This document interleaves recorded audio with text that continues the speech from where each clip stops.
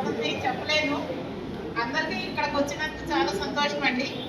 ఏ సమస్య వచ్చినా కానీ ఈ జేఏసీ ఉందని అందరూ గుర్తుపెట్టుకొని మీరు మా దగ్గరికి రానవసరం లేదండి. అందరి దగ్గర ఫోన్ నెంబర్లు ఉన్నాయి. ఫోన్ చేసినా సరే సమస్య పరిష్కరిస్తారండి. అది అందరూ గుర్తుపెట్టుకోండి. నేను మాటల మనిషిని కాదండి, చేతల మనిషిని. నాకు మాటలు కావండి. సో ఎందుకంటే మొదటి నుంచి మేమందరూ ఎవరైతే మాకు డేటా పంపించారో ఆ డేటా పంపించిన వాళ్ళందరికీ పేరు పేరున ఫోన్ నెంబర్ ఫోన్ చేసి ఎంతమంది వస్తున్నారు ఏంటి అనేది విషయం అడిగాం.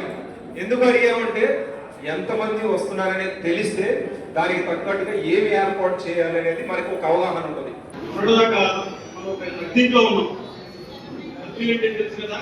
కాంట్రాక్ట్ అవుట్ సోర్సింగ్ యూనియన్ లో ఉన్నాం. అందులో ఏం మాట్లాడాలో ఎవరికి చెప్పుకోవాలో ఏం తెలియదు. కానీ ఈరోజు మనం సొంత ఇంట్లోకి వచ్చాం. అదే మన జేఏసీ అవుట్ సోర్సింగ్ జేఏసీ. ఈ యూనియన్ ని బలపరిచి నెక్స్ట్ వచ్చే మీటింగ్ కి ఇంతమంది ఇంకా రెండింటిలో రావాలని మనస్ఫూర్తిగా కోరుకుంటూ జేఏసీకి మంచి సంపూర్ణ మద్దతు కావాలని కోరుకుంటూ ముగిస్తున్నాను. విద్యార్థులుగా నమస్కారం. వచ్చేసరిగా నా గౌరవమైనటువంటి రాష్ట్ర చైర్మన్ గారికి ధన్యవాదములు. మనకందరికీ ఒక కుటుంబంలాగా మనకందరికీ ఏర్పాటు చేసి ఈ కుటుంబంలో అందరికీ ఏకాంతంగా యూనిటీ కల్పించినటువంటి మానవ గారికి ధన్యవాదాలు. ఈరోజు ఈ యొక్క న్యాయపోరాటం జరిపిస్తున్నందుకు ఎన్నో ఏళ్ళుగా మనం ఎదురు చూస్తున్నటువంటి కళలను వ్యక్తం చేసుకున్న ఉద్దేశంతో మన ఈ యొక్క న్యాయపోరాటంలో పాల్గొనడానికి అవకాశం ఇచ్చినటువంటి పెద్దలకు ధన్యవాదాలు. ఈ యొక్క సమావేశంలో వచ్చినటువంటి ప్రతి ఒక్క ప్రతి పాఠశాల ఉద్యోగులు కూడా మా ధన్యవాదాలు పెడుతున్నా. ఈ యొక్క అవకాశం ఇచ్చినటువంటి పెద్దలకు ధన్యవాదాలు. కూడా నా తోటి ఉద్యోగస్తులు అందరికీ కూడా నా నమస్కారాలు. ముఖ్యంగా మీ అందరికీ చెప్పాల్సింది ఏంటంటే ఫస్ట్ కృతజ్ఞతలు చెప్పాలి. ఎందుకంటే ఈ దూరం భారం కాకుండా ఎంత దూరం నుంచి అయినా వచ్చినందుకు, జేఏసీని నమ్మి వచ్చినందుకు మీ అందరికీ కృతజ్ఞతలు చెప్తున్నాను.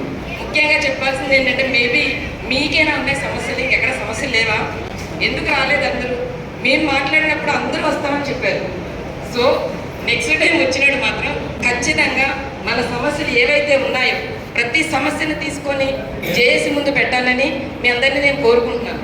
అప్పుడే మా జేఏసీ ఇంకా బలపడుతుంది. ఎందుకంటే ముందు చూసిన జేఏసీని చూస్తే దీనికంటే ముందు ప్రత్యేకంగా బాబుజీ సార్కి ఇంకొక కృతజ్ఞత చెప్పుకోవాలి. ఉమెన్ వింగ్కి ఇంత పెద్దపీట వేసినందుకు. మహిళా సమస్యలు ఏ ఉన్నా కూడా ధైర్యంగా ఎదుర్కొచ్చి ప్రతి ఒక్కరు కూడా తమ సమస్యను చెప్పుకోవాలని నేను కోరుకుంటున్నాను. అలాగే ఇంతమంది వచ్చారు కాబట్టి మీ అందరూ నేను ఒక్క క్వశ్చన్ వేస్తున్నాను. మన స్టేట్ మొత్తంలోని అవుట్ సోర్సింగ్ ఎంప్లాయీస్ మంది ఎంతమంది ఉన్నారు ఒక్కరు చెప్పండి ఎవరైనా. ఓకేనా? కానీ థ్యాంక్ యూ. అయితే ఒక స్టేట్ నిలబడాలి అన్నా, ఒక జిల్లా నిలబడాలి అన్నా, ఆ ప్రభుత్వం యొక్క ప్రతిష్టత నిలబడాలన్నా, ఆ రాష్ట్ర అలాగే జిల్లా స్థాయిని నిలబెడుతున్నది ప్రతి ఒక్క అవుట్ సోర్సింగ్ ఎంప్లాయీ మాత్రమే.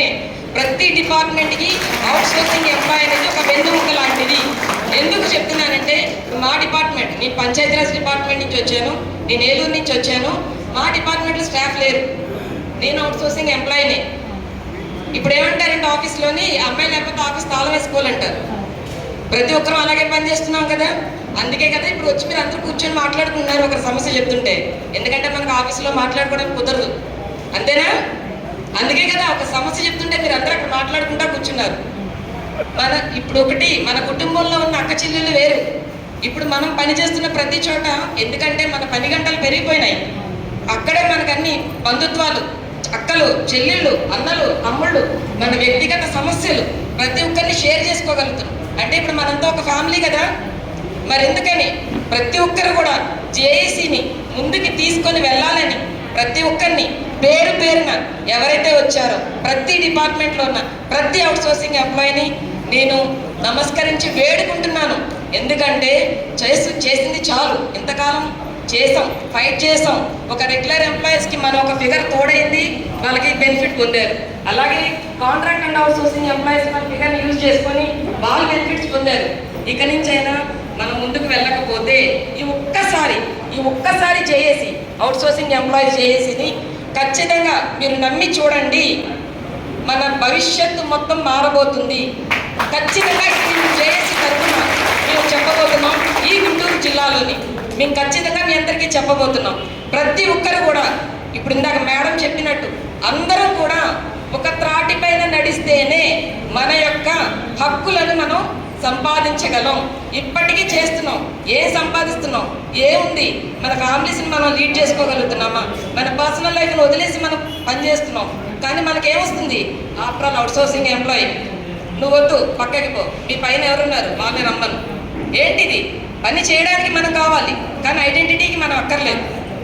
సో ఇవన్నీ మన తలరాతలు మారాలి అంటే AP out sourcing employees JAC తరఫున భానూజీ సార్ నడుపుతున్న ఈ సంస్థను మీరందరూ ముందుకు నడిపించాలని, అలాగే రాష్ట్ర సభ్యులందరినీ కూడా నేను పేరు పేరున కృతజ్ఞతలు తెలుపుకుంటూ నా ప్రాంతాన్ని ముగిస్తున్నాను.